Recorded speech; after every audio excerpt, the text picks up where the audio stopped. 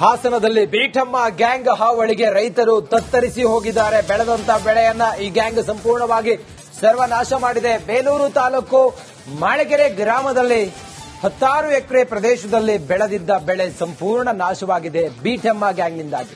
ಫಸಲಿಗೆ ಬಂದಿದ್ದ ಮೆಕ್ಕೆಜೋಳ, ರಾಗಿ ಬೆಳೆಯನ್ನ ಗಜಪಡೆ ತಿಂದುಹಾಕಿದೆ. 8 ಎಕರೆಯಲ್ಲಿ ಬೆಳೆದಿದ್ದ ತೆಂಗಿನ ಮರಗಳು ಧರಾಶಾಯಿ ಆಗಿದೆ. ಈ ಆನೆಗಳ ಹಾವಳಿಗೆ ಲಕ್ಷಾಂತರ ರೂಪಾಯಿ ನಷ್ಟ ಅನುಭವಿಸಿದ್ದಾರೆ ಅನ್ನದಾತರು. ಬೀಟಮ್ಮ ಗ್ಯಾಂಗ್ ಹಾವಳಿಗೆ ಬೇಲೂರು ರೈತರು ಕಂಗಾಲಾಗಿ ಹೋಗಿದ್ದಾರೆ. ಈ ರೇಂಜಿಗೆ ತುಂಬ ಇದಾವೆ. ಆನೆಯಿಂದ ನಿರಂತರವಾಗಿ ನಮ್ಮ ಗೋವಿಂದಮನೆ ಗ್ರಾಮ ಪಂಚಾಯತ್ ವ್ಯಾಪ್ತಿಯಲ್ಲಿ ನಿರಂತರವಾಗಿ ದಾಳಿ ಮಾಡ್ತಾ ಇದ್ದೇವೆ. ಇವತ್ತು ಸಾಮಾನ್ಯ ನಮ್ಮ ಹಿರೇಗೌಡರ ಮಗ ಗಿರೀಶನ್ ಅವರದ ಒಂದು 8 ಎಕರೆ ತೆಂಗಿನ ಗಿಡ ಫುಲ್ ನಷ್ಟ ಆಗಿದೆ. ಆಮೇಲೆ ಜೋಳದ ರಾಶಿ ನಷ್ಟ ಆಗಿದೆ. ನಮ್ಮ ಪಕ್ಕದಲ್ಲಿ ಸುತ್ತಮುತ್ತ ಇಡೀ ನಮ್ಮ ಗ್ರಾಮ ಪಂಚಾಯತ್ ವ್ಯಾಪ್ತಿ ಗೋವಿಂದಮನೆ ವ್ಯಾಪ್ತಿಯಲ್ಲಿ ಸಿಕ್ಕಾಪಟ್ಟೆ ನಷ್ಟ ಇದೆ. ನಷ್ಟವನ್ನು ಬರ್ಸಕ್ಕೆ ಶಾಸಕರ ಗಮನಕ್ಕೂ ತರ್ತಾ ಇದ್ದೀವಿ.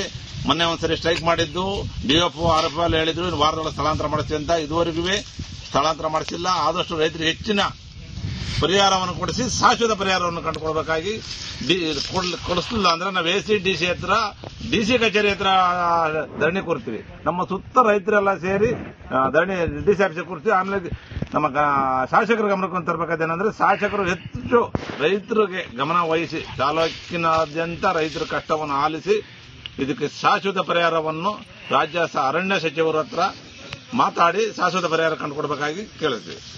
ಆನೆಯಿಂದ 3 ತಿಂಗಳಿಂದ ನಿರಂತರವಾಗಿ ನಮ್ಮ ಗೋವಿಂದಮನೆ ಗ್ರಾಮ ಪಂಚಾಯತ್ ವ್ಯಾಪ್ತಿಯಲ್ಲಿ ನಿರಂತರ. ಹಾಸನದಲ್ಲಿ ಬೀಟಮ್ಮ ಗ್ಯಾಂಗ್ ಹಾವಳಿಗೆ ರೈತರು ತತ್ತರಿಸಿ ಹೋಗಿದ್ದಾರೆ. ಬೆಳೆದಂತ ಬೆಳೆಯನ್ನ ಈ ಗ್ಯಾಂಗ್ ಸಂಪೂರ್ಣವಾಗಿ ಸರ್ವನಾಶ ಮಾಡಿದೆ. ಬೇಲೂರು ತಾಲೂಕು ಮಾಳಗೆರೆ ಗ್ರಾಮದಲ್ಲಿ 10 ಎಕರೆ ಪ್ರದೇಶದಲ್ಲಿ ಬೆಳೆದಿದ್ದ ಬೆಳೆ ಸಂಪೂರ್ಣ ನಾಶವಾಗಿದೆ ಬೀಟಮ್ಮ ಗ್ಯಾಂಗ್ನಿಂದಾಗಿ. ಫಸಲಿಗೆ ಬಂದಿದ್ದ ಮೆಕ್ಕೆಜೋಳ, ರಾಗಿ ಬೆಳೆಯನ್ನ ಗಜಪಡೆ ತಿಂದುಹಾಕಿದೆ. 8 ಎಕರೆಯಲ್ಲಿ ಬೆಳೆದಿದ್ದ ತೆಂಗಿನ ಮರಗಳು ಧರಾಶಾಯಿ ಆಗಿದೆ.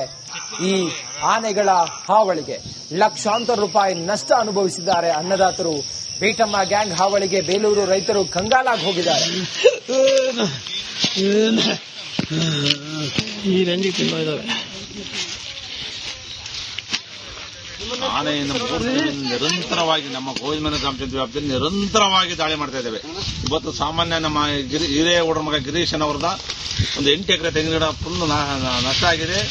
ಆಮೇಲೆ ಜೋಳದ ರಾಶಿ ನಷ್ಟ ಆಗಿದೆ. ನಮ್ಮ ಪಕ್ಕದಲ್ಲಿ ಸುತ್ತಮುತ್ತ ಇಡೀ ನಮ್ಮ ಗ್ರಾಮ ಪಂಚಾಯತ್ ವ್ಯಾಪ್ತಿ ಗೋವಿಂದಮನೆ ವ್ಯಾಪ್ತಿಯಲ್ಲಿ ಸಿಕ್ಕಾಪಟ್ಟೆ ನಷ್ಟ ಇದೆ. ನಷ್ಟವನ್ನು ಬರ್ಸಕ್ಕೆ ಶಾಸಕರ ಗಮನಕ್ಕೂ ತರ್ತಾ ಇದ್ದೀವಿ.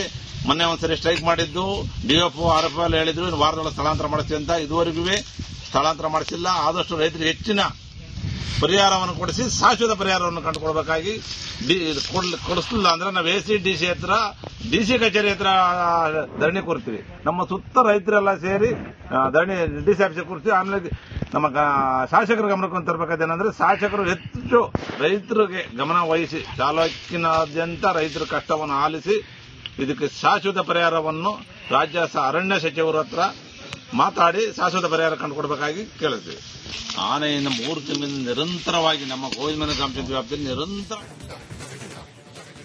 ಹಾಸನದಲ್ಲಿ ಬೀಟಮ್ಮ ಗ್ಯಾಂಗ್ ಹಾವಳಿಗೆ ರೈತರು ತತ್ತರಿಸಿ ಹೋಗಿದ್ದಾರೆ. ಬೆಳೆದಂತ ಬೆಳೆಯನ್ನ ಈ ಗ್ಯಾಂಗ್ ಸಂಪೂರ್ಣವಾಗಿ ಸರ್ವನಾಶ ಮಾಡಿದೆ. ಬೇಲೂರು ತಾಲೂಕು ಮಾಳಗೆರೆ ಗ್ರಾಮದಲ್ಲಿ 10 ಎಕರೆ ಪ್ರದೇಶದಲ್ಲಿ ಬೆಳೆದಿದ್ದ ಬೆಳೆ ಸಂಪೂರ್ಣ ನಾಶವಾಗಿದೆ ಬೀಟಮ್ಮ ಗ್ಯಾಂಗ್ನಿಂದಾಗಿ.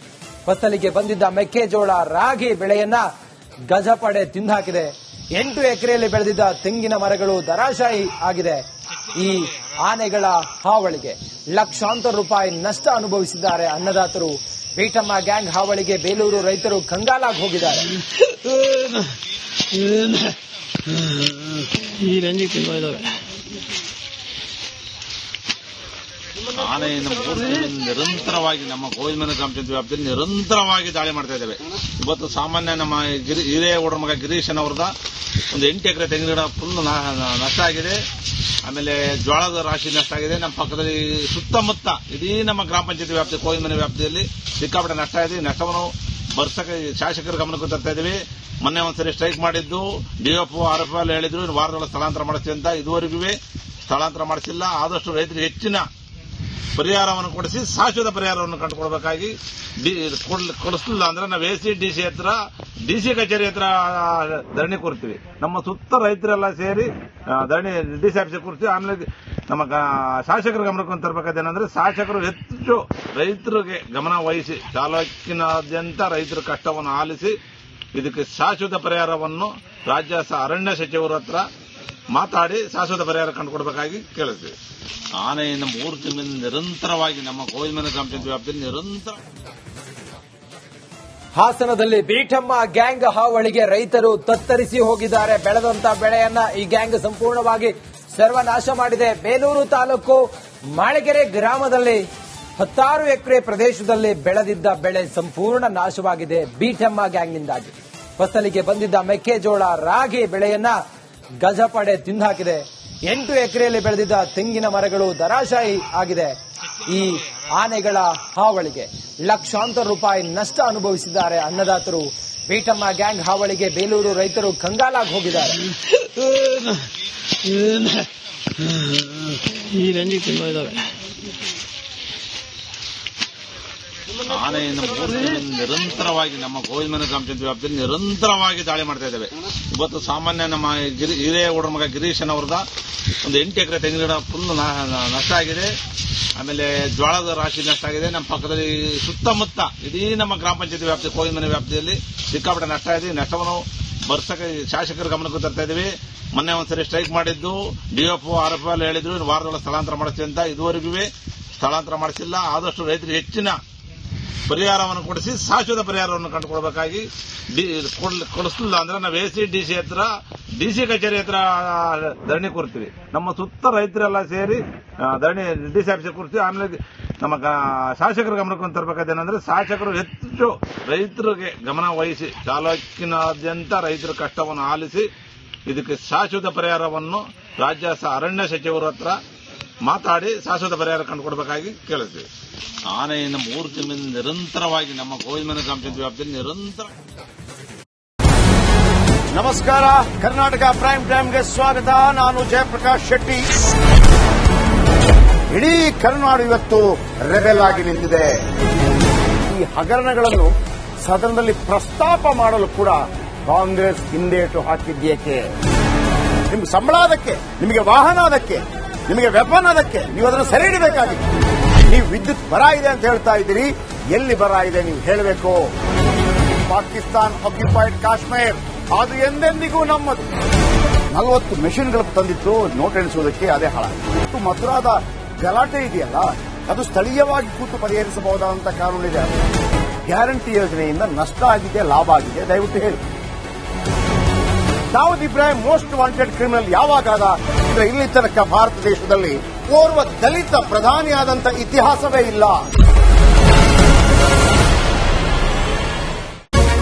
ರಿಪಬ್ಲಿಕ್ ವರ್ಲ್ಡ್ ಆಪ್ ಇದು ಕೇವಲ ಅಪ್ಲಿಕೇಶನ್ ಅಲ್ಲ, ಸಮಗ್ರ ಸುದ್ದಿಗಳ ಸಂಪರ್ಕ ಮಾರ್ಗಕ್ಕೆ ಕ್ರಾಂತಿಕಾರಿ ಬದಲಾವಣೆ. ರಿಪಬ್ಲಿಕ್ ವರ್ಲ್ಡ್ ಆಪ್ ಕೇವಲ ಸುದ್ದಿ ಅಪ್ಲಿಕೇಶನ್ ಅನ್ನ ಪರಿಚಯ ಮಾಡ್ತಾ ಇಲ್ಲ, ಬದಲಾಗಿ ಡಿಜಿಟಲ್ ಸುದ್ದಿ ಬಳಕೆಯ ಹೊಸ ಯುಗಕ್ಕೆ ನಾಂದಿ ಹಾಡ್ತಾ ಇದೆ. ಇದೊಂದು ಬ್ರೇಕಿಂಗ್ ನ್ಯೂಸ್, ಪ್ರಭಾವಶಾಲಿ ಕಾರ್ಯಕ್ರಮಗಳಿಗೆ ಗಟ್ಟಿಯಾದ ವೇದಿಕೆ.